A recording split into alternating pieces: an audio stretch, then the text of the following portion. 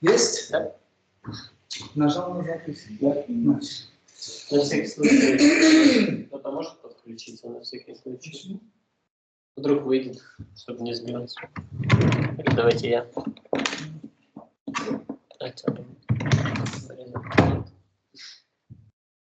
Возможно, можете подключиться на всякий. Он может выйти. После записи уже не выходит. Да? Кажется. Что? Нет, если... А, брат, все там. Все, если брат, то... Если брат, там, все, брат. Завтра.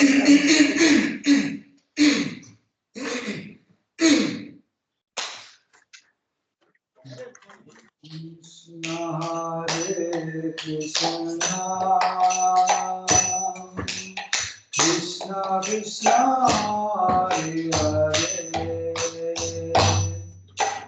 Rama Hare Rama Rama Rama Hare Hare Hare Krishna Hare Krishna Krishna Krishna Hare Hare Hare Rama Hare Rama Rama Rama Hare Hare Krishna Hare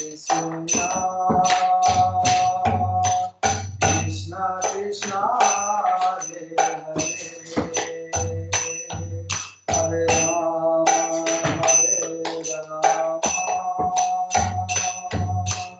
Rama Rama Rama Hare Hare Hare Krishna Hare Krishna Krishna Krishna Hare Hare Hare Rama Hare Rama Rama Rama Hare Krishna Hare Krishna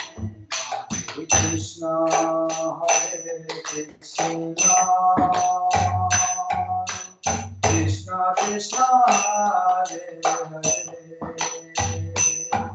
Hare Rama Hare Rama Rama Rama Hare Hare Hare Krishna Hare Krishna Krishna Krishna Hare Hare Hare Rama Hare Rama Rama Rama Hare Krishna Hare Krishna Krishna Krishna Hare Hare Hare Rama Hare Rama Rama Rama Hare Hare Hare Krishna Hare Krishna Krishna Krishna Hare Hare Hare Rama Hare Rama Rama Rama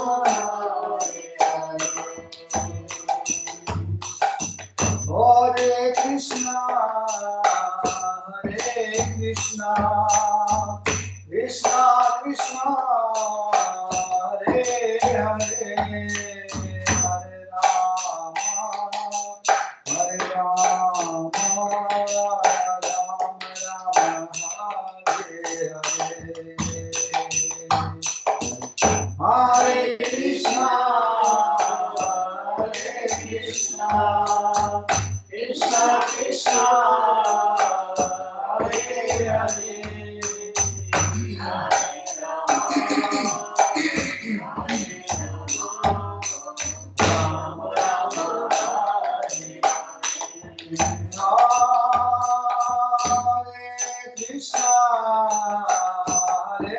Krishna, Krishna Krishna, Hare Hare, Hare Rama, Hare Rama, Rama Rama, Hare Hare.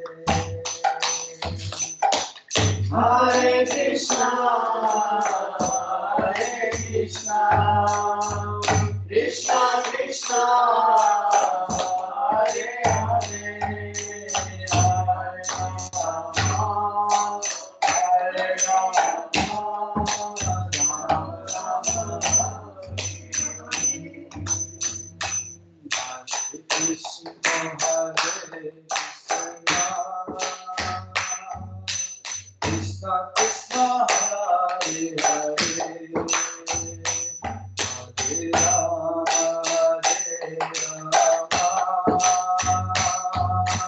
Rama Rama, Hare Hare,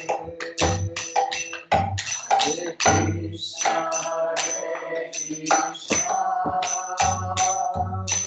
Krishna Krishna, Hare Hare,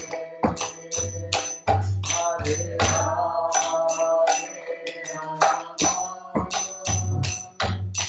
Rama Rama, Hare Hare, Hare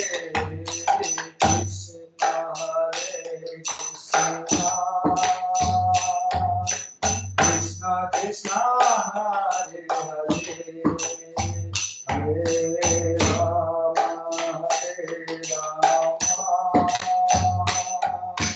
Rama Rama, Hare Hare, Hare Krishna,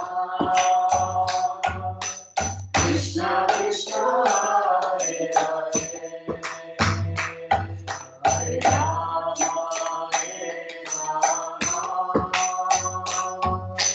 Rama Rama, Hare Hare. Hare Krishna, Krishna Krishna, Hare Hare, Hare Rama, Hare Rama, Rama Rama, Hare Hare. Hare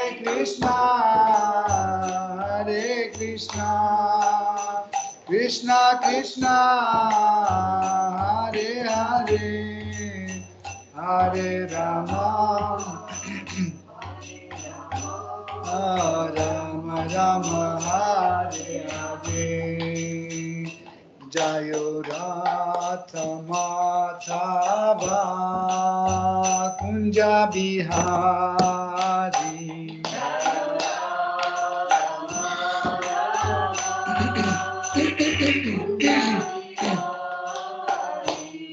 Jaya Radha Madhava Kunja Bihari. Madhava Kunja Bihari. Gopi Jana Vallabha Girivaradhari. Gopi Jana Girivaradhari. Gopi Jana Vallabha Girivaradhari.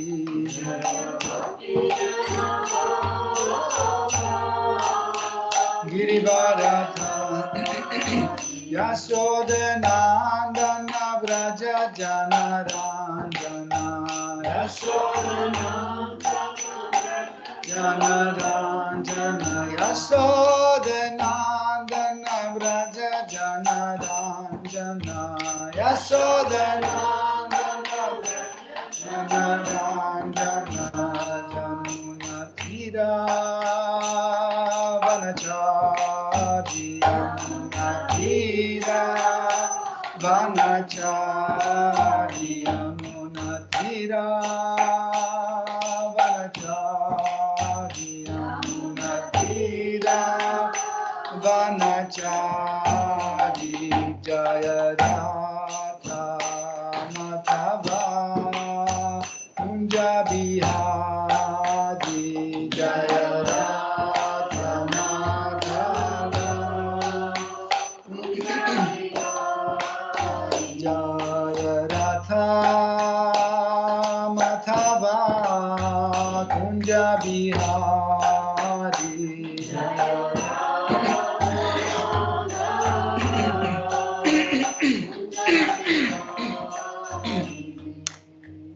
Jai Jai Shri Jagannath, Shri Baladev, Shri Mati Subhadra Devi ki Jai, Shri Shri Radha Govind ki Jai, Shri Shri Radha Parishishwara ki Jai, Jai Sitaram Lakshman Hanuman Bharata Shatrugna Yudhadan ki Jai, Shri Shri Lakshmi Narasimha Prahlad Maharaj, Shri Sudarshan Chakra ki Jai, Shri Shri Nitai Sachi Suta Advaita Chandra Gadadhara Shivasadi Gaura Bhakta Vrinda ki Jai, Shri Shri Gauranga Nitai Gosai ki Jai, Shri Shri Gaur Nitai ki Jai, Jagannath Swami Patita Pavana ki Jai, Tulsi Maharani Bhakti Devi ki Jai, Saraswati Devi ki Jai, Shri Guru Parampara ki Jai, Shri Prabhupada ki Jai, Shri Gurudev ki Jai, toute gloire aux dévots assemblés. Hare Krishna.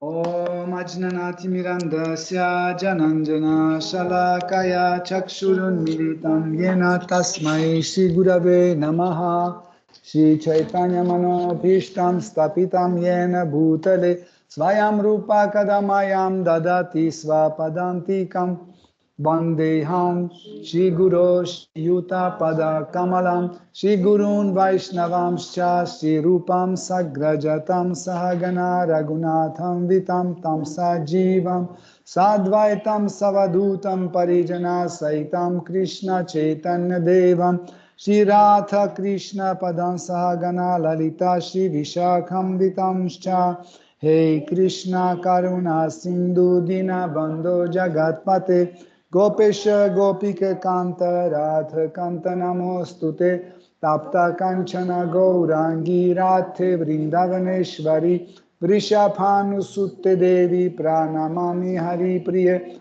Vancha Kalpatarubhyascha Kripa Sindhubhya Evacha Patitanam Pavanebhyo Vaishnavebhyo Namo Namaha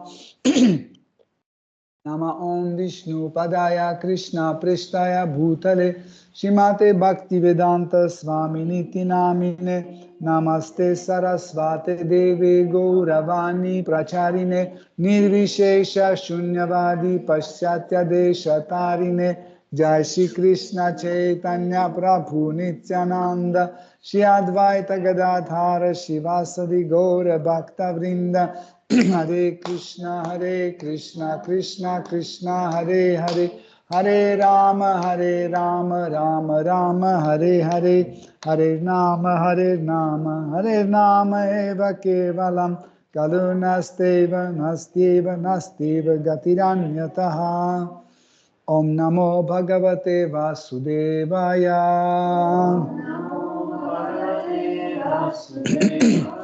Om Namo Bhagavate Vasudevaya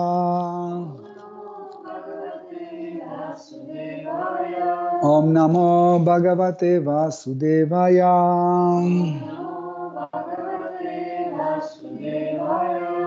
Hare Krishna, chers dévots.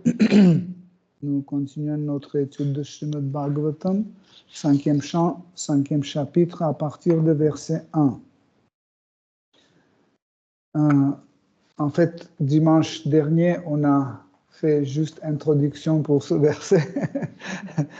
En fait, l'introduction nous a pris presque 1 heure. Donc, on n'a pas traité le verset, donc on va le traiter aujourd'hui. Dishapha uvacha nayam deho deha bhajam riloke kashtan kaman arthane vidbujam ye tapo jivyam putraka yena sattvam shutyet yasmad brahma saukyam tviyanantam. Traduction. Shri Rishabhadev dit à ses fils: Mes chers enfants, d'entre tous les êtres ayant revêtu en ce monde des corps matériels, ceux auxquels une forme humaine a été octroyée ne devraient pas peiner jour et nuit en vue du seul plaisir des sens, accessible même aux chiens et aux porcs qui se nourrissent d'excréments. Ils devraient plutôt pratiquer la pénitence et l'austérité pour atteindre le niveau divin du service de dévotion. Grâce à cette pratique, le cœur se purifie et on découvre alors une existence éternelle et toute de félicité qui transcende le bonheur matériel et dure à jamais. Teneur est porté par sa divine grâce Abhay Charanaravinda Bhaktivedanta Swami Srila Prabhupada. Le premier grand absatz. Le premier. On l'avait lu ça là, dimanche. C'est pour ça. Ça va. Ok. Dans ce verset, Shri Shabbadev parle à ses fils de l'importance de la vie humaine. Les mots Deha Bhak désignent quiconque revêt un corps matériel, mais l'être qui se voit attribuer une forme humaine ne doit pas agir comme un animal. Les chiens et les porcs, par exemple, satisfont leurs sens en mangeant des excréments. De même, après une dure journée de labeur, certains êtres humains, entre guillemets, s'efforcent la nuit venue de trouver le plaisir en mangeant, en buvant, en se livrant au plaisir de la chair, en dormant. Il leur faut de plus se protéger de toute agression éventuelle. Cependant, ce n'est pas ainsi que vit un homme civilisé. Un être humain digne de ce nom doit accepter volontairement certaines souffrances en vue du progrès spirituel. Il est bien entendu que les animaux et les plantes connaissent également la souffrance du fait de leurs actes passés. Toutefois, l'être humain se doit d'accepter certaines souffrances volontaires sous forme d'austérité afin d'accéder à la vie divine, ce qui lui permettra de jouir du bonheur éternel. Chaque être vivant s'efforce de trouver le bonheur, mais tant qu'il est emprisonné dans un corps matériel, il doit subir toutes sortes de maux. Or, l'homme est sensible à des valeurs supérieures. Il doit donc agir en accord avec la connaissance supérieure qui lui est transmise afin d'accéder au bonheur éternel et de retourner à Dieu. Merci. Ce verset, ainsi que les commentaires de Prabhupada, sont très profonds et très importants. Et on a commencé ce chapitre, c'est le chapitre qu'on peut considérer comme l'enseignement de Shri Shabbadev. On va rester assez longtemps dessus, car c'est un enseignement de Bhakti assez complet. Dans Srimad Bhagavatam, nous avons les endroits, les épisodes où l'essence de Bhakti est transmise, comme par exemple dans l'enseignement de Shri Kapila Dev. Dans l'enseignement de Shri Kapila Dev aussi, le Bhakti est bien complet. Pareil, Rishabhadev donne le système de Bhakti, il explique l'essence de Bhakti entièrement. Donc, et celui qui étudie cet enseignement, il peut pas seulement devenir un Bhakta, mais aussi enseigner le Bhakti.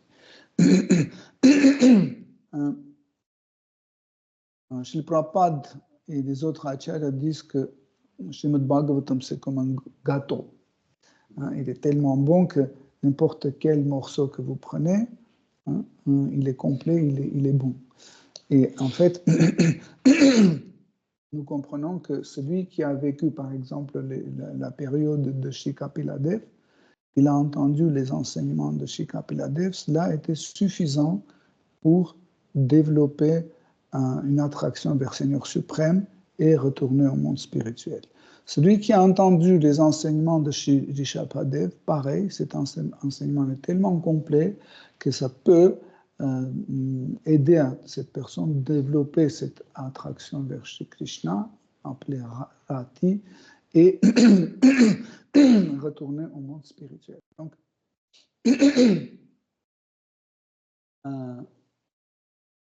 ça, c'est quelque chose, en fait, que nous devons mettre devant nous comme un objet d'étude, mais comme dit ici chez Rishabhadev et dans les teneurs reportés chez le Prabhupada, dans ses commentaires, il dit que la pénitence doit être volontaire. Parce que le sens de la pénitence, c'est son aspect volontaire. Par exemple, je me suis cassé la jambe et je souffre. Vous ne pouvez pas dire que c'est une pénitence. C'est involontaire. Je n'ai pas choisi ça. C'est un accident. Je souffre. Je souffre, mais ce n'est pas une pénitence. La pénitence, c'est que quand je choisis pour atteindre un certain but dans ma vie spirituelle, je choisis les conditions austères qui me font faire souffrir pour mon progrès spirituel. En fait, nous avons par plusieurs reprises traité le sujet de souffrance et on a dit qu'en fait, les gens ne comprennent pas que la souffrance, c'est une miséricorde de Krishna et si notre comportement envers souffrance est correct, nous pouvons devenir quelqu'un très avancé spirituellement. Si on accepte que cela est une miséricorde de Krishna, pas seulement sur les paroles, mais aussi en voyant ce que ça donne. Par exemple, imaginez que je suis très attiré par l'alcool. J'aime bien l'alcool, mais je n'arrive pas à arrêter. Okay? Et du coup, Krishna m'envoie le cancer d'estomac, par exemple, donc je ne peux plus boire l'alcool. Donc il arrête, en fait, Krishna me donne une souffrance grâce à laquelle j'arrête mon péché d'alcoolisme. Vous voyez? Comme ça, en fait, si on analyse, nous comprenons que en fait, la souffrance a son bienfait. Mais c'est seulement dans le cas où nous savons qui est Krishna. Si nous ne savons pas qui est Krishna, si on ignore son existence, nous allons réfléchir et agir comme n'importe qui dans notre société actuelle. Nous allons dire que bon c'est une catastrophe, c'est un disconfort très fort, etc. Mais il faut du courage, c'est pas grave, on va vivre avec, etc., etc. On crée les sociétés des souffrants, l'association des souffrants internationale, machin, des trucs comme ça, pour encourager l'un l'autre, qu'on va sortir, ne vous inquiétez pas. Par exemple, aujourd'hui, il y a beaucoup d'associations autour de cancer. Ils créent tout un univers de cancer où tu peux connecter, on va t'encourager, on va échanger, machin, etc. Et en fait, tout ça, c'est une perte inutile du temps qui va emmener nulle part. De toute façon, tu vas souffrir et tu vas mourir et tu vas renaître et tout va commencer de nouveau. Tandis que celui qui comprend ça par la miséricorde de Krishna et se livre à une pratique spirituelle, il se livre à une pratique spirituelle, il finit cette vie, même la présente vie, il finit de telle façon qu'il n'a plus besoin de retourner ici. Mais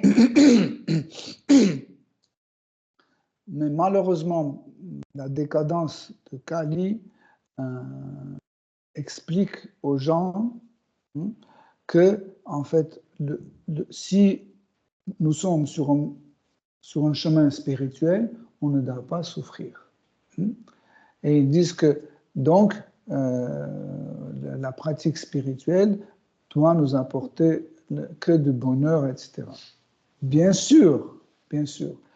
Mais si nous ne comprenons pas que la souffrance fait partie de ce bonheur, on ne sera jamais libéré de ce monde matériel. Si on commence à dire oui, ça c'est la souffrance, ça c'est le plaisir, non. Parce que la vie spirituelle est impossible sans restriction. Nous ne pouvons pas avancer spirituellement sans restriction. Quand on choisit la vie spirituelle, nous suivons les règles de la vie spirituelle. Et quelles sont les règles spirituelles et qu'est-ce que ça nous fait? Et si on regarde, en fait, quand on suit les règles spirituelles, ça nous fait souffrir. Par exemple, on se lève à 4 heures du matin, ça nous fait souffrir. Hein. On mange, notre assiette est très réduite. Hein.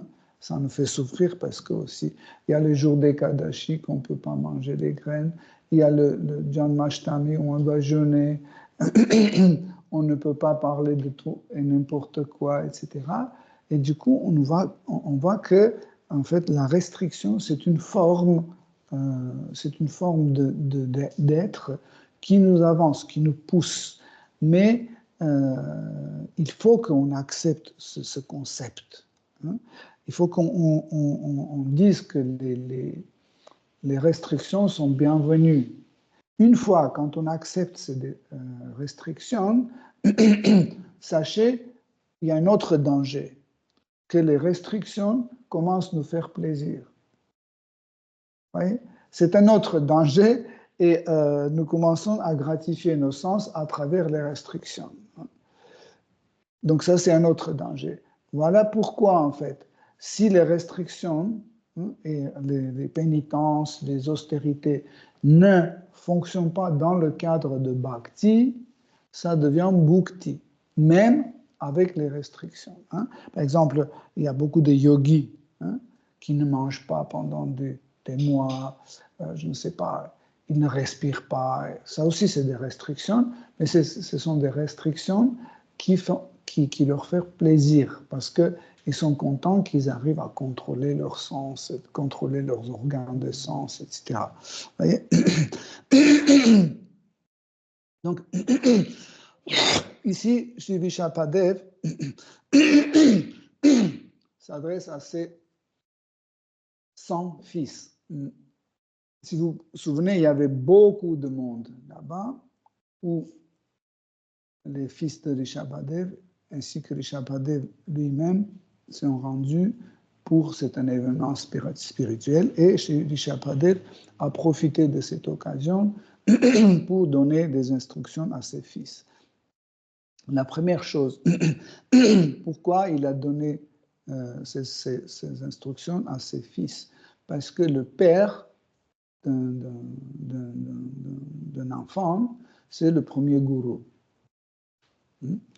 Donc, quand on veut devenir un parent, donc, on doit être conscient qu'on prend le rôle de gourou. C'est le premier gourou qui doit enseigner son enfant. Tout ce que vous donnez à votre enfant doit être dans le cadre de la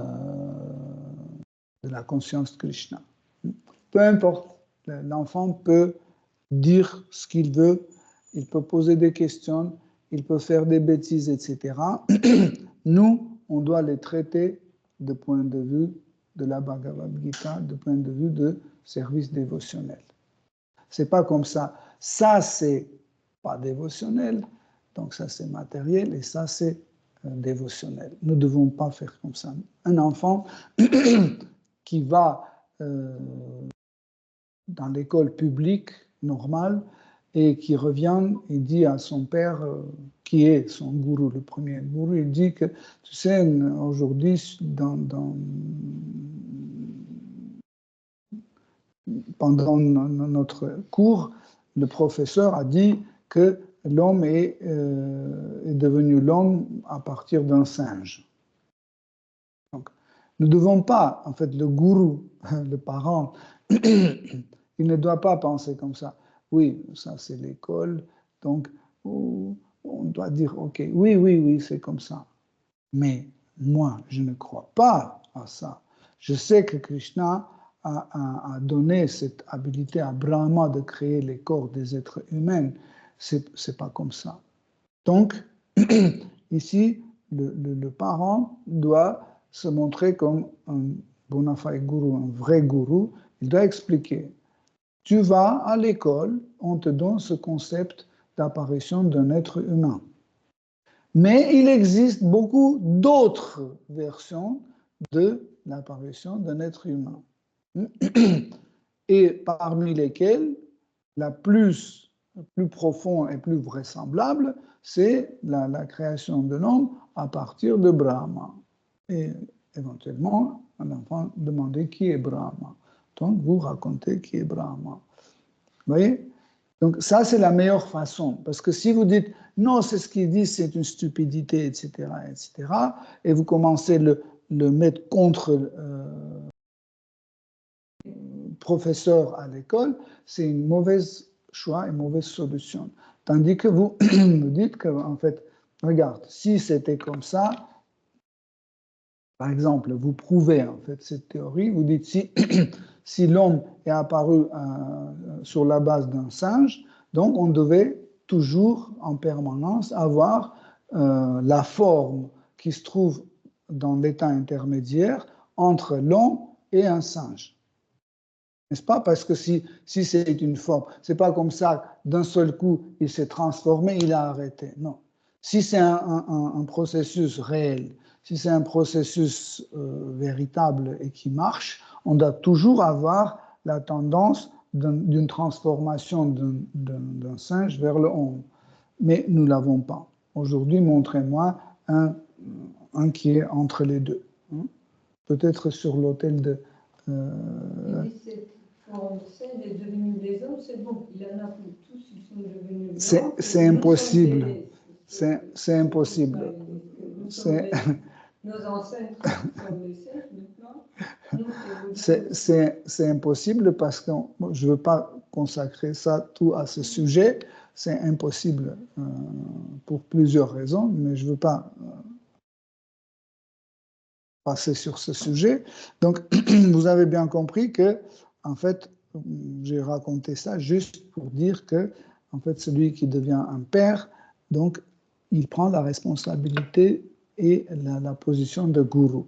Donc, ça, c'est une des choses importantes que Shri Shapadev donne comme instruction. Ça veut dire, chaque personne qui se prépare à avoir un enfant doit penser qu'il va prendre la position de gourou. Soit c'est le père, soit c'est la mère, ils prennent cette responsabilité. Ensuite, il dit que tous les êtres vivants, ils reçoivent un corps matériel et il y a rare quand un être vivant reçoit le corps humain. Même sans sortir de cette pièce où nous sommes à Yoga Lyrique, si on calcule le nombre des êtres vivants qui sont dans cette pièce et avec le nombre d'êtres humains, là on est quoi? On est 10. Ouais. Hein? On est 9. OK. Donc on est 9. OK. On est 9, mais regardez sur l'autel. Il y a, je ne sais pas, 500 fleurs, et chaque fleur sera un être vivant. Sans compter les petits acariens qui sont dans des coussins, les microbes, les bactéries, etc., etc. Donc, c'est vraiment, vraiment très rare. Et il dit que celui qui a eu de la chance et il est né il est né dans le corps matériel, il ne doit pas perdre cette humaine, dans le corps humain, il ne doit pas rater cette occasion de suivre le chemin spirituel. Pourquoi le corps humain a cet avantage, cette possibilité? Nous disons toujours qu'il y a 8 400 000 espèces vivantes, parmi lesquelles il y a 400 000 qui sont des formes humaines. C'est vraiment très peu. C'est que, en fait, chaque forme chaque forme d'un être vivant est une forme qui contient une catégorie et une forme de plaisir spécial. Par exemple, la forme d'un oiseau, une mouette par exemple, a la forme de plaisir de voler. L'homme est privé de cette possibilité. Voler, c'est un plaisir. Par exemple, si je dis, tiens, tac, tu as des ailes, allez, vole, vous allez voler. Non? Parce que c'est amusant, c'est comme quand on va à Disneyland ou je ne sais pas où, et on essaie des attractions qui font des trucs. En fait, chaque attraction complète notre incapacité de s'amuser. Par exemple, je ne peux pas courir aussi vite, okay, mais la machine complète. Ça veut dire que mon corps ne peut pas bouger tant. Mais le poisson, c'est une autre forme de plaisir. Il peut rester des mois, des années sous l'eau.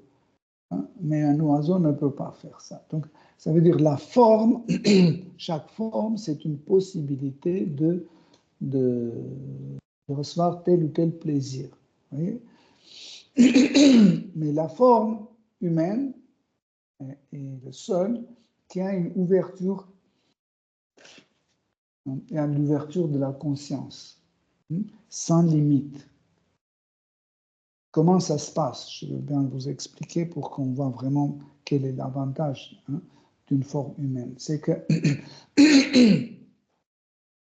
les animaux, ils ont un cerveau, ils ont un système nerveux, ils ont la conscience, intellect, mental, et ils sont capables de le faire. Mais le problème, que leur mécanisme, leur corps est fait de telle sorte que il suffit qu'ils découvrent quelque chose, leur corps, leur mental s'excite immédiatement, et donc ils sont privés de développer une idée.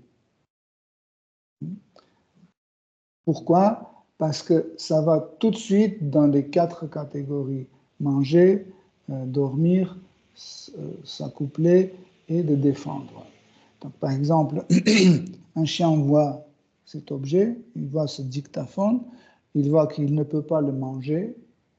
Pour dormir, il ne peut pas dormir avec. Se défendre, ça ne l'aboie pas, n'attaque pas, donc, et il ne peut pas s'accoupler avec le dictaphone non plus. Donc, et en fait, tout de suite, son mental qui s'excite, et ça donne l'idée que c'est un objet inutile. Vous voyez? C'est un objet inutile. Pourquoi? Parce que, en fait, ils n'ont pas une idée de but de la vie.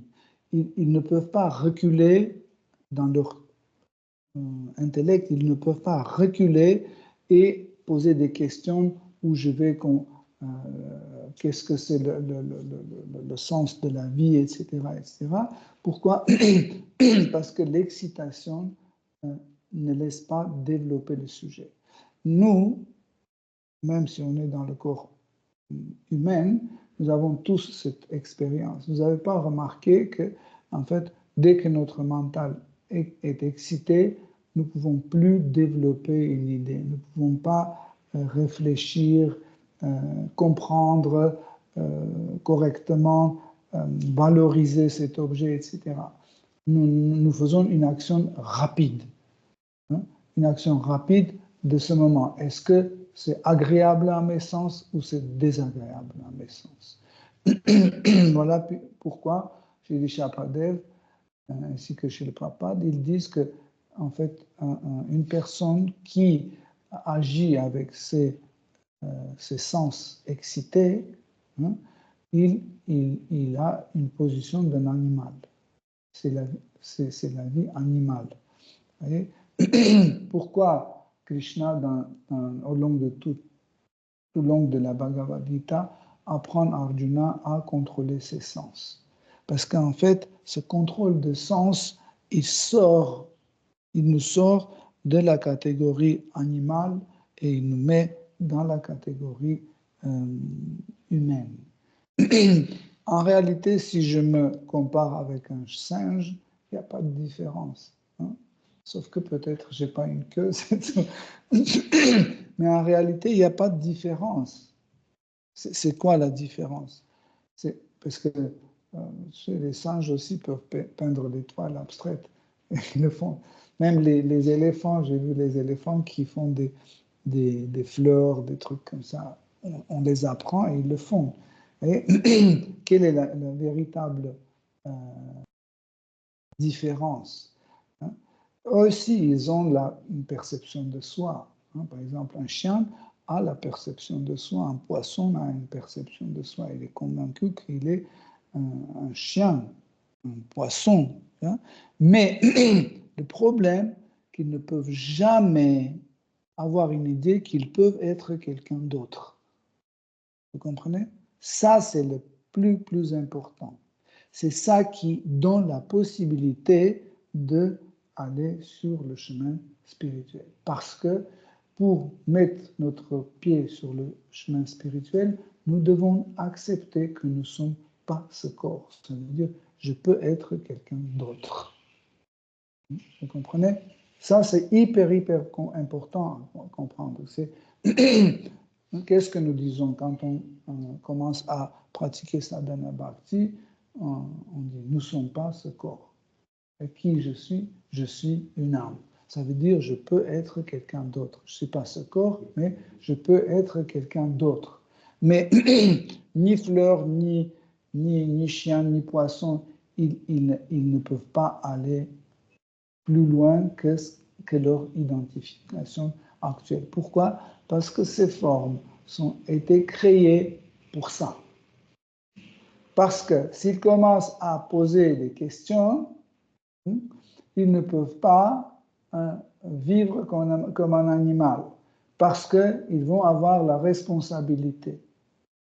Quand un tigre mange ma vache, je ne peux pas la mettre en prison. Parce qu'il est privé de cette responsabilité. Pas privé, il est. Oui, il ne porte pas cette responsabilité. C'est un tigre. Vous comprenez? Mais il suffit qu'un tigre fasse des choix, par exemple, dire non, je vais aller travailler comme balayeur de rue, et après, ou je vais faire des trucs au cirque dans la rue, je vais ramasser l'argent et je vais acheter des carottes au franc prix et je vais me nourrir parce que c'est pas bon de tuer les animaux, etc. Donc tout de suite, on va lui on va lui donner une responsabilité. On va dire, il faut que tu payes des impôts tout de suite, hein, parce que tu gagnes de l'argent, etc. Mais pourquoi on ne dit pas à un tigre qu'il paye les impôts? Parce qu'on sait qu'il ne peut pas penser qu'il est un citoyen de pays, que le pays fait quelque chose pour lui, et donc lui doit répondre, etc. etc. Donc, pourquoi? Pour que dans la forme animale, nous réalisons bhukti. En fait, si vous voulez, le bhukti, c'est vraiment pour les animaux. Le bhukti, de la gratification des sens, le bhukti n'est pas pour un être humain. C'est la pénitence et austérité pour être humaine. C'est peut-être, ça peut vraiment être dur à entendre, mais en réalité, c'est comme ça. Regardez tous les grandes personnes, tous les Mahatmas, tous les grands dévots de Krishna, etc. Ils suivaient toujours ce même voie.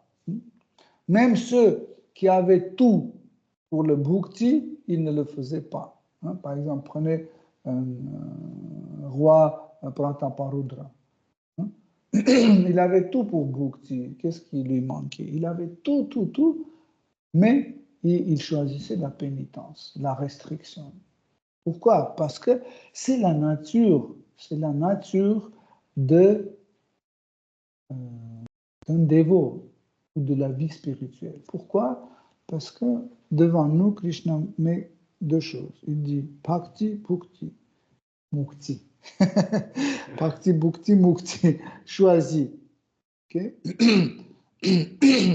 Donc, mais souvent, on choisit entre Mukti, la libération, et Bhukti, la gratification des sens. Ou entre la dévotion et la gratification des sens. C'est rare quand on fait Mukti, Bhakti. Vous n'avez pas remarqué? Souvent, la question n'est pas là. On ne choisit pas entre la libération et le Bhakti. Non. En général, l'homme, il ne choisit pas entre Bhakti et Mukti, entre la libération et la dévotion. En général, entre la gratification des sens ou la libération, ou entre la gratification des sens et la dévotion. C'est toujours comme ça que ça se passe. Donc, qu'est-ce que ça veut dire? Krishna dit, tu dois choisir, ou moi ou Bhukti. Choisis. Et nous, souvent, on veut garder les deux. Souvent, les dévots posent cette question, comment trouver un bon milieu entre Bhakti et Bhukti? Il n'y a pas un bon milieu. Ou c'est Bhakti, ou c'est Bhukti. Il faut qu'on fasse un choix. Celui qui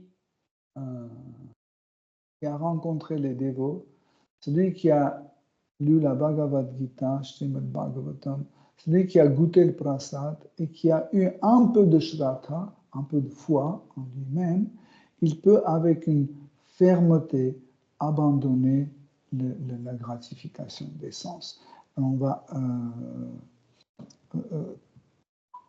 Donc on va revenir sur ce sujet dans le verset suivant, mais ici, Shri Shapadev dit que grâce aux pénitences, le cœur d'un être vivant se purifie. Souvent, nous répétons comme ça, oui, le cœur pur, la purification du cœur, qu'est-ce que c'est? Qu'est-ce que c'est sûr? Commençons par ça. Qu'est-ce que c'est la sûre? C'est quoi? Qu'est-ce que c'est la saleté? Par exemple, prenons un balai et on va balayer Yoga Lyrique. Il y aura un tout petit peu de saleté, parce que Yoga Lyrique est toujours propre. Un tout petit peu de saleté, et on met sur la table et on commence à regarder. Qu'est-ce que c'est cette saleté? Il y a un cheveu de Olivier, par exemple. On met là. Il y a un petit, une petite tissu, pas tissu, mais fibre de pull de Prema Mangala. Il y a une petite, vraiment minuscule graine de sabji de dimanche, par exemple. Il y a, je ne sais pas, il y a un petit morceau de Srimad Bhagavatam, etc., etc. Donc, en fait, quand on regarde, si on les rend à leur place, le petit fibre va dans le pull, le cheveu va sur la tête, etc., ils ne sont pas sales. Par exemple, est-ce que vous pensez que les fibres de mes tissus sont sales? Non. Mais à partir du moment qu'on va dans un autre contexte qui ne correspond pas à un contexte de sa destination, ça devient une sueur sale. Vous comprenez? Comme le cheveu qui tombe dans le sabji. Quand c'est sur la tête, il est propre. Personne ne dit « Ah, c'est dégoûtant ». Mais dès que ça tombe dans le sabji, tout de suite, ça devient impur. Pourquoi? C'est parce que la destination des cheveux n'est pas rester dans la soupe. La destination des cheveux, c'est être sur la tête. Vous comprenez? Qu'est-ce qui est tombé dessus le papier? Tu as dit ici de papier. Même la poussière. La poussière de Srimad Bhagavatam. Mais c'est pas ça que Mais il y a toujours la poussière. Il y a des microparticules. La fibre de... Voilà, microparticules de papier, etc. Vous comprenez? Donc, ça veut dire,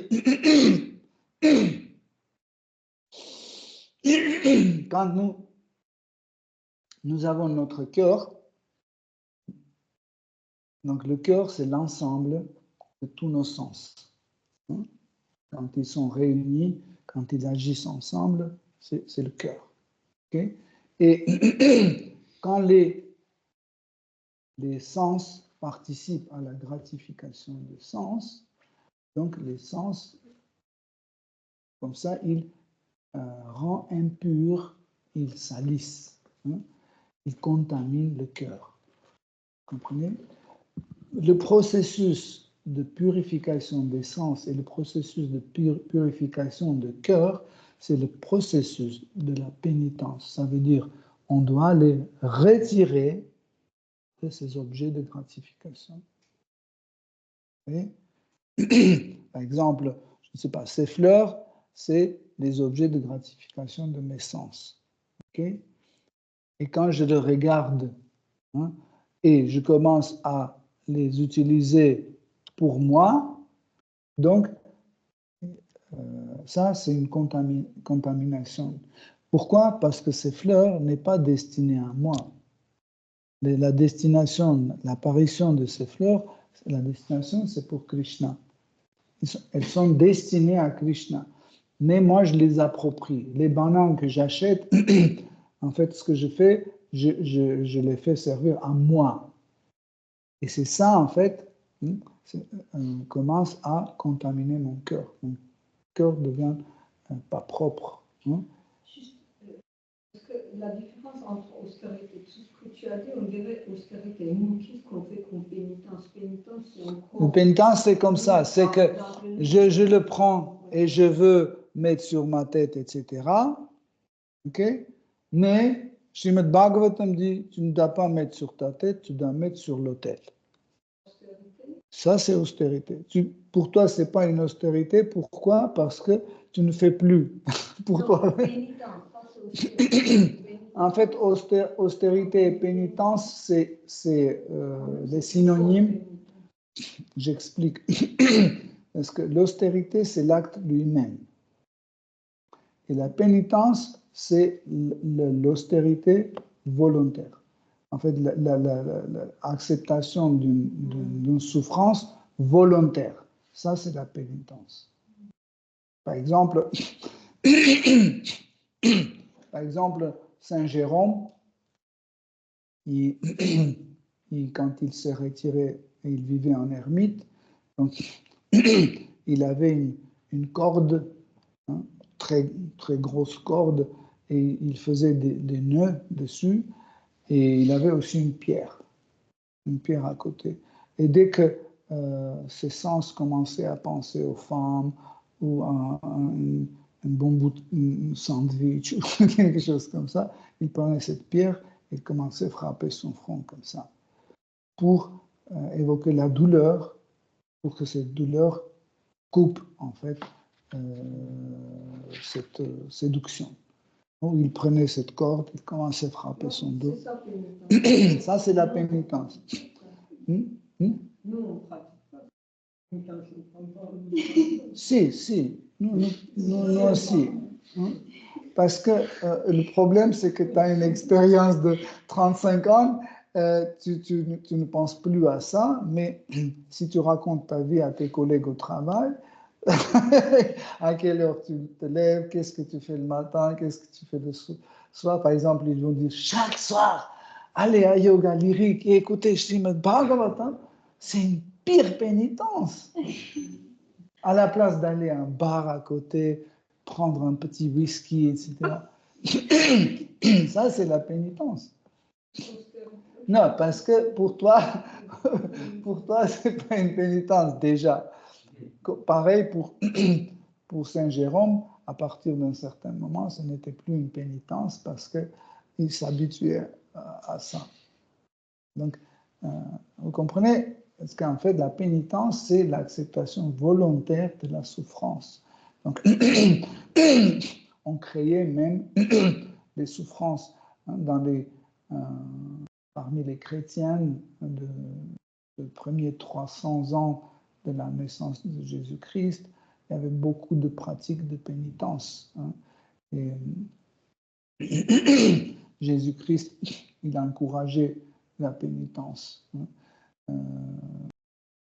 Parce que la pénitence permet de garder en fait la foi dans son état pur et propre. Dès que nous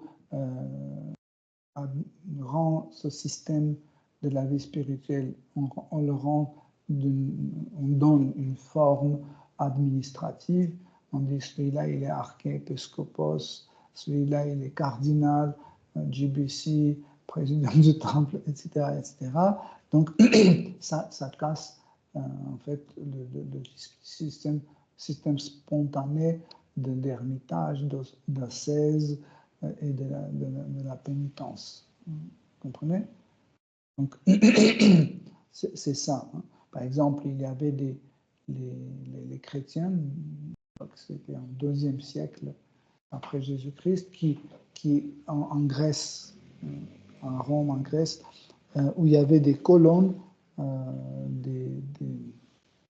des temples grecs qui étaient détruits, mais les colonnes faisaient à peu près 2, 3, 4 mètres, et ils étaient larges d'1 mètre maximum. Et ces ascètes, ils montaient dessus et ils restaient sur cette colonne jusqu'à la fin de sa vie. Ils disaient un vœu qu'ils ne vont plus descendre. Certains disaient si vous voulez qu'on descende, c'est Jésus doit venir et nous faire descendre là-bas, sinon, tant qu'il n'est pas venu, on reste là. Et ils étaient sous soleil, sous la pluie, sous la neige, froid, chaud, etc. Si quelqu'un passait à côté et jetait un fruit, ou je sais pas, un légume, quelque chose, il mangeait. Sinon, il restait là tout le temps. Donc,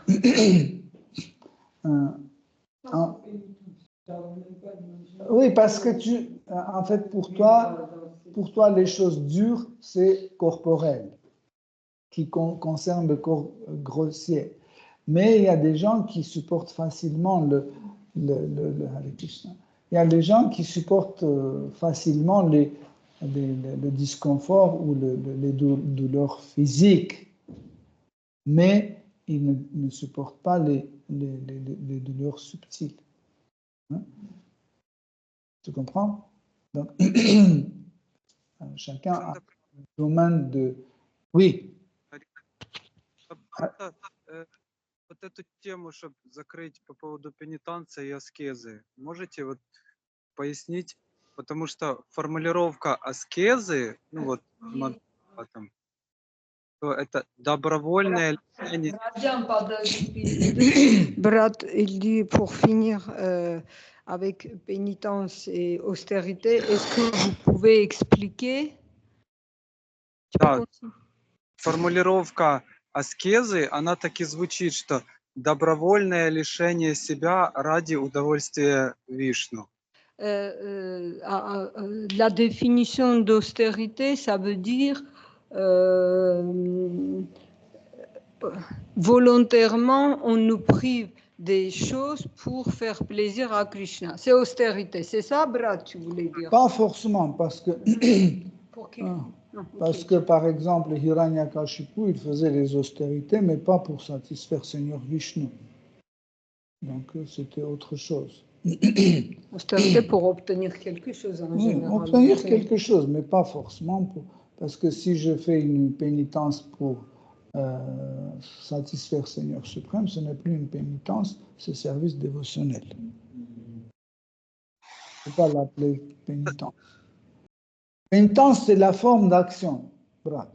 C'est la forme d'action. Par exemple, quelqu'un cuisine, c'est une forme d'action, cuisiner, et quelqu'un fait la pénitence.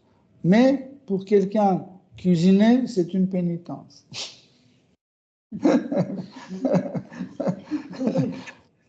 Tu comprends?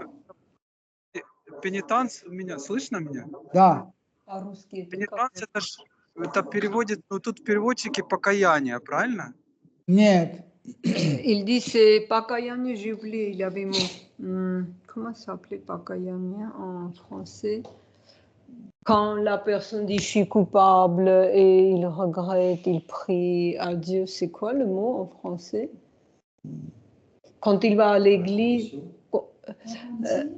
repentir, voilà, oui, c'est ça, repentir, c'est repentir, j'ai oublié le mot. Репентю.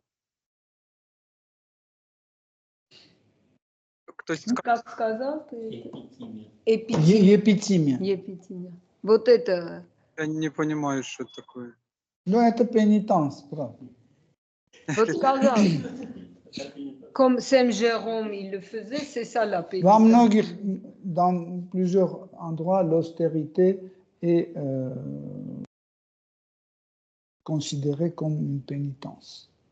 Même Prabhupada, il avait traduit le mot là récemment dans le 18e, pénitence, et le même mot en sanskrit, dans les autres versets, c'était austérité. Après, j'ai vu. Ici, en fait, l'origine, le mot sanskrit, c'est tapa.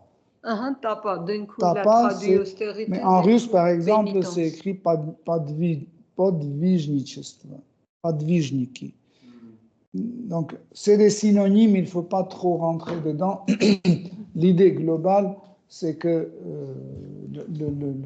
la pénitence, l'austérité, l'ermitage, tout ça, c'est pratiquement la même action qui fait un accent sur quelque chose. Par exemple, on ne peut pas dire que l'ermitage est privé de pénitence. Non. Parce que celui qui est ermite, ça veut dire qu'il s'est retiré dans la forêt ou dans les montagnes, et il vit austèrement. N'est-ce pas? C'est comme ça. Et nous pouvons pratiquer l'austérité aussi à Paris. Déjà, la vie à Paris, c'est une austérité. N'est-ce pas? Quand tu n'arrives pas à dormir parce qu'on fait la fête en haut, le lendemain, on fait la fête à gauche, la fête à droite, etc. Et c'est déjà une forme d'austérité. Donc, c'est des synonymes, il ne faut pas trop chercher. Il y a juste certains accents. Par exemple, si je dis un ascète peut être un prédicateur, peut être un sannyas, peut être un grihastha, peut être un brahmachari, ok? Mais je ne peux pas dire qu'un grihastha, quand on dit un grihastha, c'est un ascète, on ne peut pas dire qu'il vit en ermite. Non. Mais quand on dit, celui-là, il est ermite, forcément, il est austère. Parce que la vie en ermitage, c'est une austérité. Okay? Je ne pense pas qu'il faut trop rentrer dedans. Ce n'est pas les choses les plus importantes. Ok? Mais le plus important, c'est de comprendre que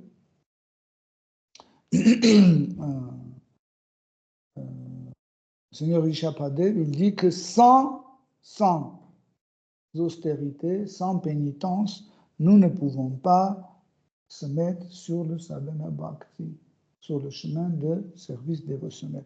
Ce n'est pas mes paroles, c'est les paroles de Sri Rishabhadev. Et ça, je souligne ça pourquoi? Parce que certains dévots pensent que, en fait, on peut avancer dans la vie spirituelle sans austérité, sans pénitence. C'est juste il faut dire Hare Krishna et c'est tout. Nous ne pouvons pas avancer. On va rester, flotter dans le mouvement et avec le temps, on commence à s'éloigner plus en plus. Celui qui, si l'austérité n'était pas un outil d'un dévot, donc Rishabhadev ne soulignait pas ici. Il dit très clairement, l'homme doit s'abandonner aux pénitences pour puisse se mettre sur le chemin divin de service dévotionnel. Donc on ne peut pas dire plus clairement et on ne peut pas nier, on ne peut pas interpréter autrement, c'est clairement dit. Et en fait, si on ouvre l'idée d'austérité, en fait, c'est qu'on doit avoir la restriction. Il y a des gens qui disent, oui, je veux aller au monde spirituel, je veux retrouver Dieu, mais je ne veux rien changer dans ma vie. Je veux me nourrir comme je me nourrissais avant, je veux dormir comme je dormais avant, je veux porter les mêmes vêtements, je ne veux rien changer. Si on ne change rien, il n'y aurait aucun changement. C'est pour ça que le Seigneur Rishabhadeva, il souligne, c'est que à travers l'austérité, à travers les restrictions, nous pouvons se mettre sur le chemin de bhakti, de la dévotion. Et il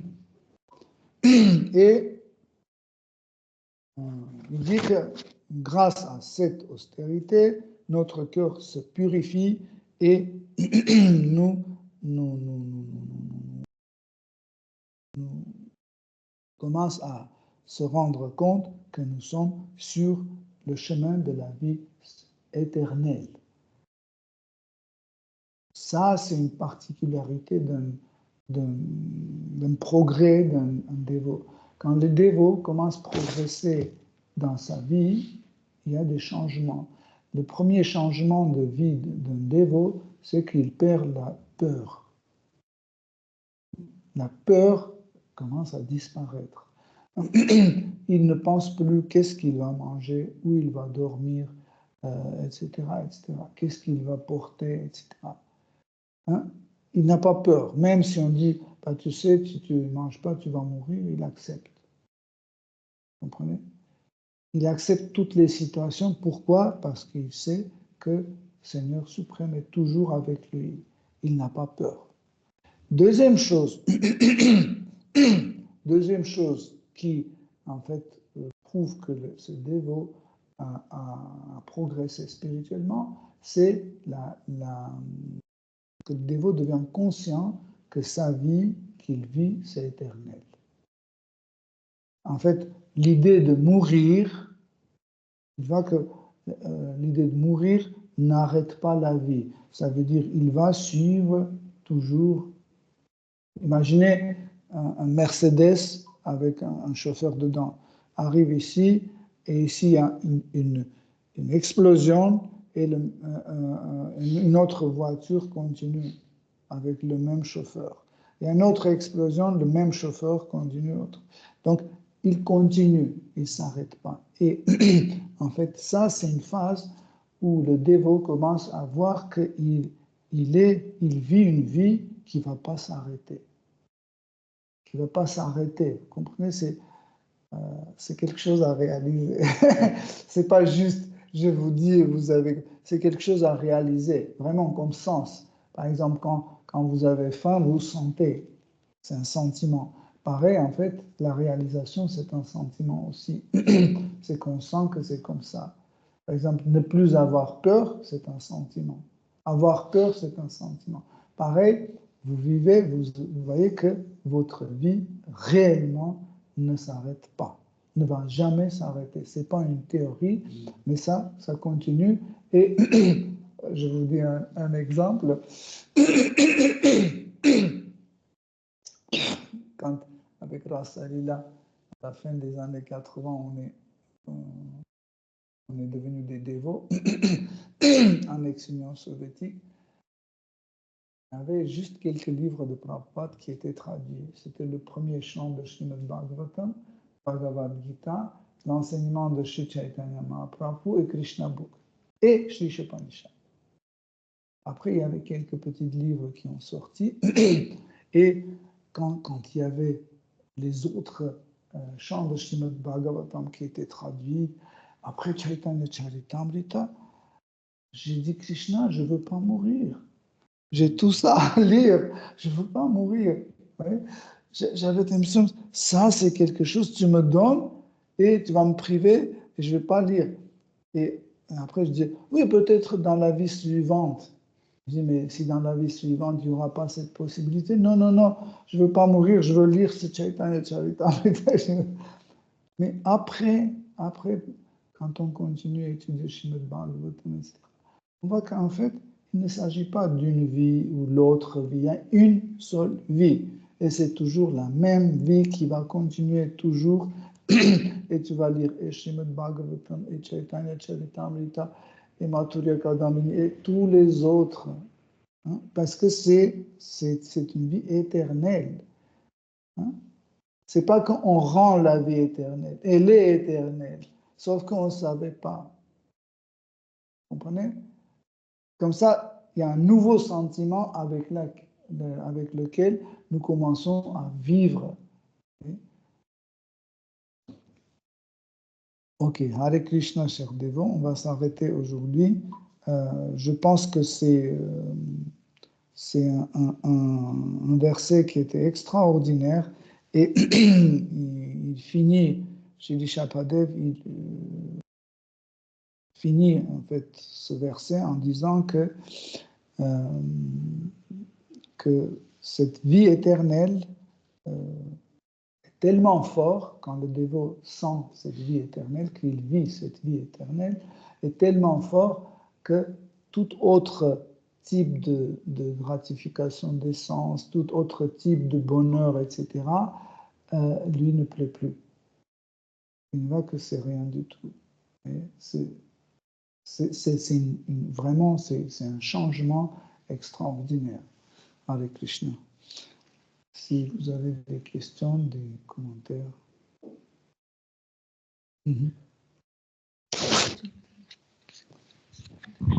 Je n'ai pas compris pourquoi le mental des animaux s'excite.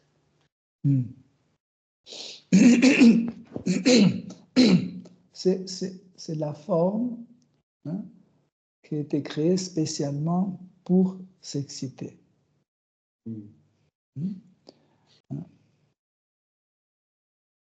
Et la raison, c'est que pour qu'il soit privé de la responsabilité. Quand j'ai donné l'exemple avec le tigre, donc si il pouvait contrôler ses sens, nous pouvons lui rapprocher la loi.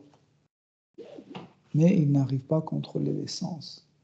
Pareil, les membres de la société qui n'arrivent pas à contrôler ses sens ne sont plus tolérants. Par exemple, les vieux, les personnes très âgées, on les tolère. Pourquoi? Parce que c'est normal qu'ils ne peuvent pas ceci, qu'ils ne peuvent pas cela, parce que leur corps est usé, leur mental est usé, ils peuvent oublier des choses, ne pas reconnaître quelque chose, ne pas appuyer sur la bonne bouton, on les tolère. Pourquoi? Parce que ça ne fonctionne plus. Voyez? Les fous aussi. Les fous, les enfants. Pourquoi dictaphone pour exciter le chien? Ça,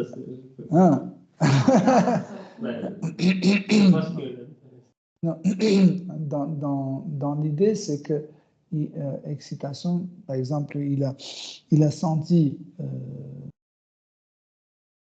le dictaphone, il n'y avait rien d'excitant.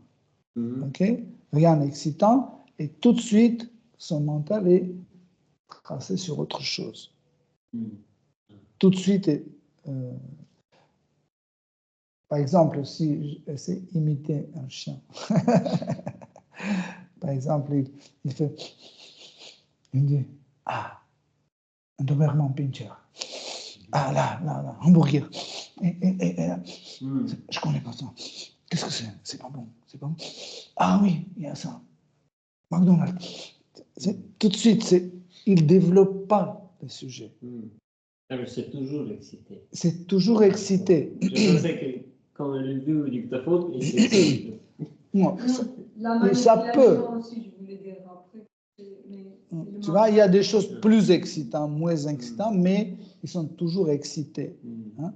Ils n'arrivent pas à développer une idée. Hein? Par exemple, il dit McDonald's. OK? Il ne peut pas dire est-ce que c'est bon ou c'est pas bon. Là, parce que tout de suite, ça se rentre.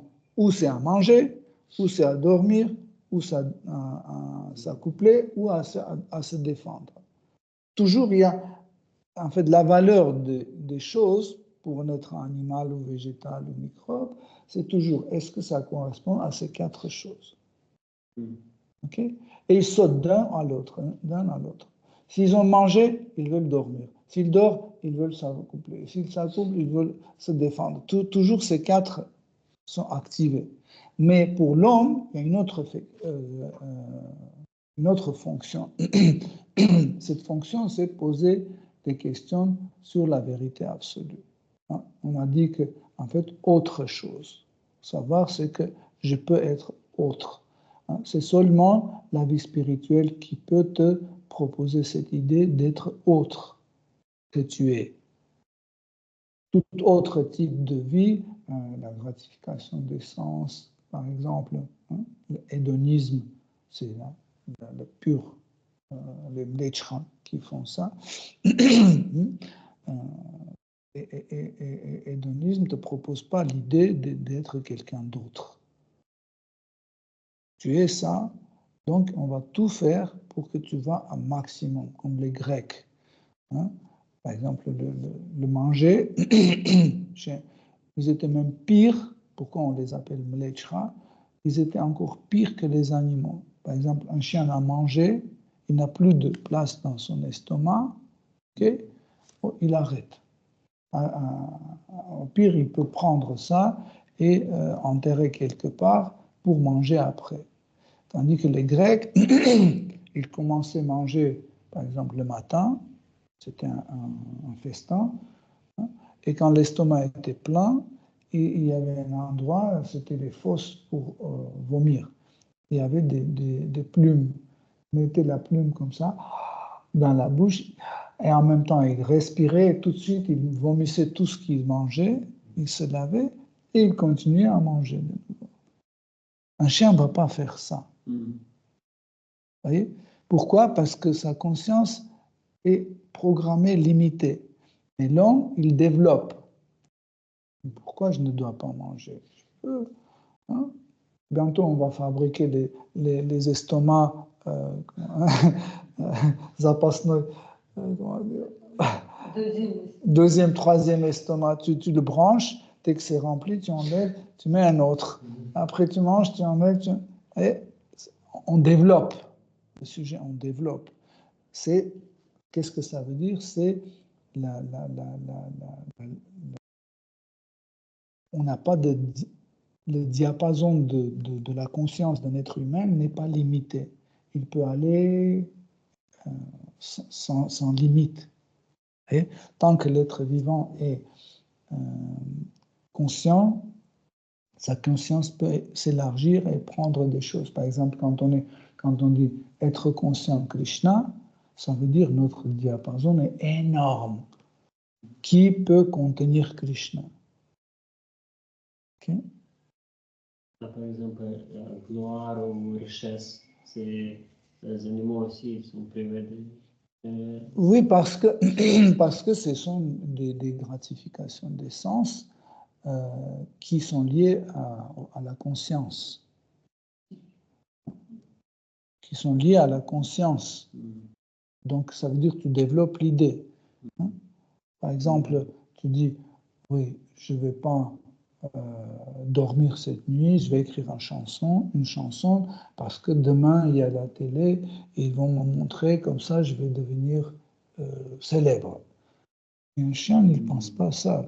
Pour lui, ça, c'est manger, j'ai faim, je mange, et c'est fini. Absolument encore. Voilà, je ne développe plus. Est-ce que je vais devenir un chien connu, célèbre ou pas? Le berger allemand le plus célèbre au monde. Comme ça, je vais mettre des vernis sur mes ongles, sur mes griffes. Non, il ne développe pas ce sujet, il s'arrête à la gratification des sens, ces 4 qu'on a dit, et c'est naturel chez eux. C'est programmé, c'est limité. Nous, ce n'est pas limité. Et ce n'est pas limité, pas pour qu'on fasse la gratification des sens sans limite, parce que l'expérience nous montre que nous ne pouvons pas le faire. Mais l'ouverture de la conscience est destinée pour comprendre la conscience Krishna, pour comprendre le bhakti. Parce qu'avec une conscience limitée, nous ne pouvons pas comprendre bhakti. Vous n'avez pas remarqué, vous parlez à quelqu'un qui a la conscience très réduite par certains concepts, et on essaie de lui expliquer bhakti, ça ne rentre pas. Parce qu'il réfléchit comme un animal.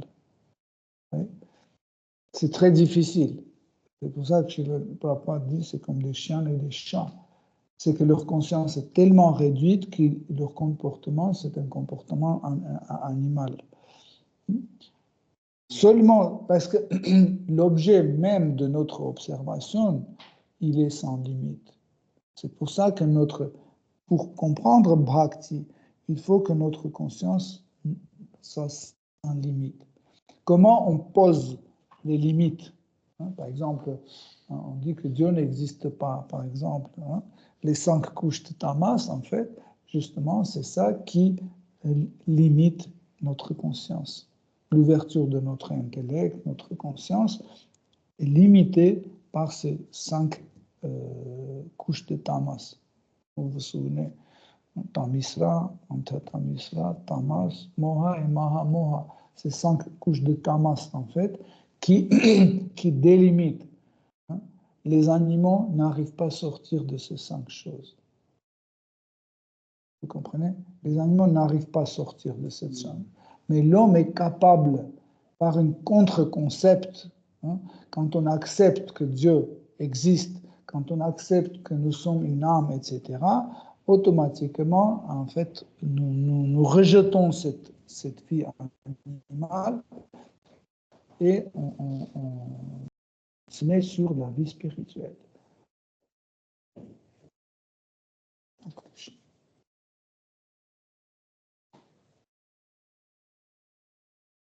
Можно уточнить по этому?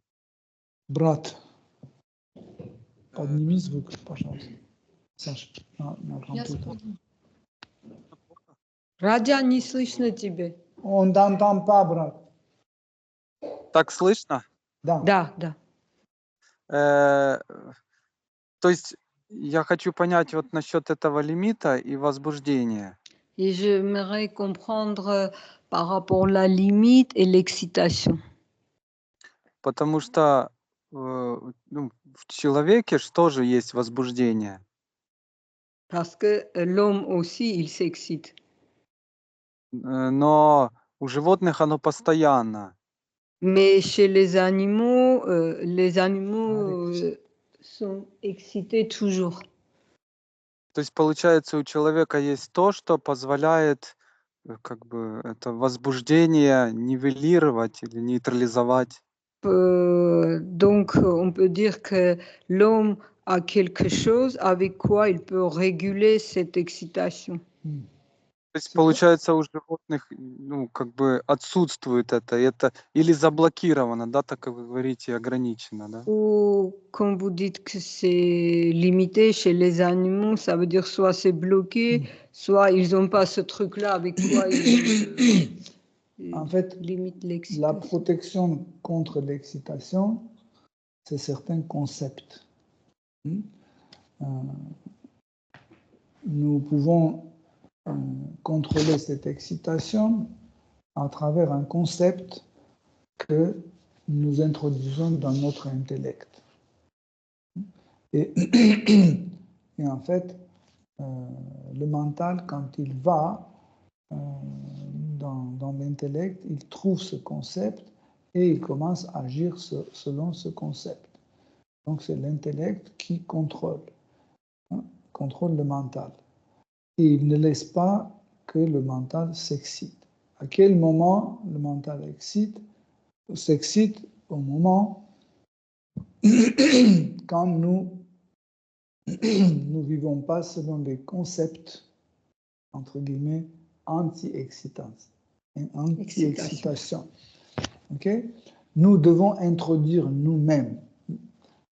Si on n'introduit pas ces concepts, en réalité, ces concepts, ce sont les protections, nos protections. Ces concepts qu'on met dans notre intellect, c'est eux qui nous protègent.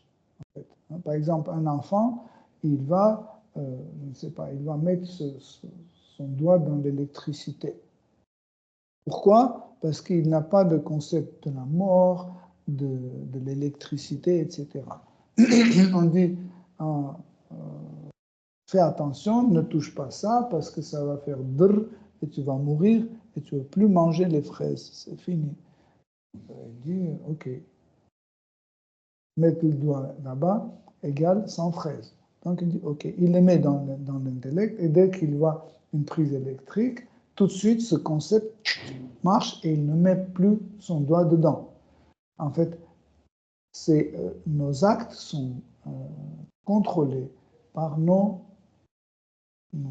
concepts que nous mettons dans notre intellect. Vous voyez? Un chien ou un chat, en général les animaux, ils ne peuvent pas apprendre ces concepts tout seuls, mais nous pouvons dresser les animaux parce que le principe est le même. Par exemple, il y a les chats et les chiens qui dansent, par exemple. Okay? En général, les animaux ne dansent pas tout seuls. Certaines dansent au moment de s'accouplement, machin, etc., en printemps, mais en général, ce n'est pas leur fonction. Mais on peut les apprendre. Ça veut dire, à travers les valeurs que les animaux ont, on introduit un nouveau concept. Par exemple, on dit à un ours, si tu te mets sur les pattes arrière, donc tu vas recevoir un petit morceau de sucre. Okay? Donc, on colle le nouveau concept avec le sucre. On introduit dans son intellect avec le morceau de sucre. En fait, il s'en fiche, il ne fait pas pour être debout, l'ours. Et pour lui, c'est obtenir un morceau de sucre, c'est se mettre comme ça. Pour lui, c'est pas, il n'y a pas de différence. Si on dit, s'il trouve par terre, c'est le sucre qui lui intéresse. Vous comprenez? Pour lui, il n'y a pas de différence. À travers danse, à travers sucre, où il met son nez dans la poche de quelqu'un, il sort le sucre. Pour lui, il n'y a pas de différence. Parce que c'est le sucre qui est plus important. Mais l'homme introduit en fait ça dans son intellect. Et dès qu'il voit l'homme, il fait ça pour obtenir son sucre. Vous comprenez? On introduit. Mais c'est toujours limité. Nous ne pouvons pas apprendre à un ours lire la Bhagavad Gita. Malheureusement. Tu comprends? Par exemple, on peut apprendre un ours à devenir végétarien. On peut. Par exemple, ça c'est le maximum. Mais on ne peut pas l'apprendre à lire la Bhagavad Gita. Mais par la miséricorde du Seigneur suprême, tout est possible.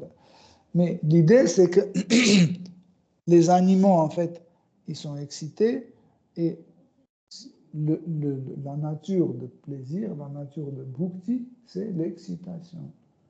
Pourquoi les gens ne veulent pas pratiquer la conscience de Krishna? Parce que ce n'est pas excitant. Il faut s'asseoir, il faut écouter, il ne faut pas dire n'importe quoi. Donc ça n'excite pas. Pourquoi ils ne veulent pas chanter Hare Krishna Mahamant? Parce que ce n'est pas excitant. Mais dès que ça devient excitant, par exemple dans la rue, les brahmacharis commencent à faire une mélodie comme ça excite et ils commencent à danser. Mais quand tu dis, voilà, le Saint-Nom, c'est ça, ça nous libère, il n'est pas différent de Krishna, ce n'est pas excitant, ça ne leur plaît pas. Vous comprenez? C'est pour ça que dès le départ, j'ai dit qu'en fait, chaque forme d'un être vivant, c'est une forme de plaisir, de différents types de plaisir. Pourquoi? Parce qu'il y a toujours une excitation, un type d'excitation. Par exemple, un poisson qui nage dans la rivière, il est tout le temps excité par cette action de nager, tout le temps. Vous comprenez? Vous imaginez une excitation que vous portez toujours avec vous. Mais ce qu'ils font les réflexions mentales, c'est aussi excitant. Comme tu dis, certains aiment danser, sauter, certains aiment cette excitation. Oui, mais On dit nous ça nous fait la parlons des animaux. philosophie, on Oui, colle, nous etc. parlons des animaux, en fait, parce que la question était pourquoi les animaux sont comme ça. Par exemple, un serpent, chaque fois quand il fait un petit mouvement, ça lui fait plaisir. C'est une excitation de se trouver dans un corps où il n'y a pas de membres, il n'y a pas de pieds, il n'y a pas de bras, etc. Et chaque fois quand le serpent fait ça, cette excitation devient plus forte. Ça veut dire la forme animale ou végétale, c'est un maintien constant de l'excitation. Parce qu'en fait, la nature de plaisir, c'est une excitation. C'est pour ça que pour de bhukti passer au bhakti, on fait tout pour éliminer l'excitation. Pourquoi on arrête de manger de l'ail, de l'oignon, de la viande, thé, café, chocolat, etc. Parce que tout ça, c'est des excitants qui empêchent de retrouver notre calme, retrouver notre conscience tranquille. Vous voyez? Ça veut dire, Alexandre, les animaux sont excités, ça veut dire qu'ils veulent garder toujours gratification des sens. Quelque chose quand ne gratifie pas leur sens, ils lâchent, ils vont autre chose. Et comme tu disais, les gens aussi, ça aussi, ils cherchent certaines personnes que tout le temps, les sens soient gratifiés. Dès qu'il n'y a pas, donc c'est ça, quand on dit excité, c'est ça finalement. Ça. Pourquoi on fume? C'est une excitation. On veut maintenir cette excitation non-stop. Donc, gratification. Voilà. Dès qu'on a fini les cigarettes, on va manger temps. quelque chose. Dès qu'on a mangé, on veut faire. Ça veut dire on cherche toujours garder nos sens dans l'état d'excitation. C'est ça le problématique. Vous comprenez? Mais celui qui choisit la vie spirituelle, il fait tout pour sortir de cette excitation. Il garde l'objet de sens tout le temps attaché à l'objet de plaisir. Le sens, dès que ça se détache, il cherche autre chose pour coller ensemble. Et la vie spirituelle, c'est le contraire. Oui. Dès qu'on voit que ça excite, on le rejette. Qu'est-ce qu'on rejette? On a parlé de début de conférence, on a parlé de restrictions. Ça veut dire on supprime certaines choses. Quelles sortes de choses on supprime? Ceux qui nous excitent. Parce que l'excitation fait oublier Krishna. Regardez, à quel moment on oublie Krishna? Quand on est excité. Comme une personne qui fume, après il laisse fumer, ça veut dire garde le mental, le plaisir, c'est le plaisir, et après il lâche, il fume plus, il commence à manger les bonbons parce qu'il a besoin d'une manière ou l'autre avoir ce plaisir. Il a ça, après il peut aller voir les femmes pour recevoir d'une manière ou l'autre. Ou lire les nouvelles. Oui, ou regarder la télé, peu importe. 40 000 milliards différents. C'est ça. Parce que la nature de plaisir, c'est l'excitation. Mais si on compare ça avec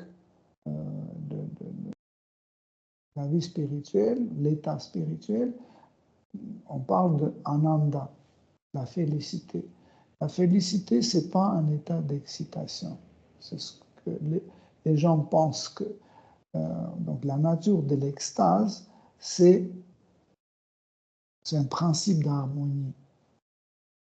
C'est un principe d'harmonie où vous avez trois choses qui fonctionnent ensemble. Okay. En fait, je sais, c'est chit, je sais, et en fait, quand je sais, je suis en félicité. Et quand je suis en félicité, mon savoir et ma félicité, c'est éternel. Sat. Okay. Sat Chit Ananda, ça veut dire éternel, connaisseur et être en félicité. Donc en fait, se féliciter vient de Chit en réalité. Hein? Ça, c'est mon fils. Krishna, c'est mon fils. C'est chit, c'est la connaissance. Je connais que c'est mon fils. Et ça m'amène la félicité. Et cette félicité est éternelle. C'est ça, Sat-Chit. C'est vrai que tu as dit, quand on est même ici, on a un très fort bonheur, le sentiment que c'est éternel. On ne sent pas qu'on va mourir. On n'a pas ce sentiment-là. C'est tellement fort qu'on pense que... Mais en réalité, le plaisir matériel, il est comme ça, c'est que il apporte un petit bonheur, mais qui n'est ni sat ni chit. Par exemple, on a bu une bouteille de vodka, on pense qu'on est dans la félicité, mais après, quand cette toxine il part, on revient à nous-mêmes et on voit que ça fait mal ici, je suis complètement devenu stupide, je ne comprends rien du tout, etc. etc. Tandis que l'ananda, la félicité, qui est de la nature spirituelle, il dépend de... En fait, ces trois choses sont ensemble. Par exemple, Subal, il voit Krishna et il sait que c'est son ami. Ce sentiment qu'il est son ami, c'est la connaissance. Par exemple, Krishna voit Radha, Radha voit Krishna. Quand Radha voit Krishna, il a le sentiment, c'est que c'est son amant. Ça, c'est la connaissance. Et cette connaissance apporte la félicité. Et la félicité, on le sent, comme on a dit tout à l'heure, qu'on sent que la vie est éternelle. On sent. Donc, tu vois que en fait, c'est éternel. Et ça ne s'arrête pas. Ok, Hare Krishna, cher Devo, merci beaucoup pour votre attention et pour vos questions. Shri Srimad Bhagavatam ki jai, Shri Vishyapadeva ki jai, Shri Prabhupada ki jai.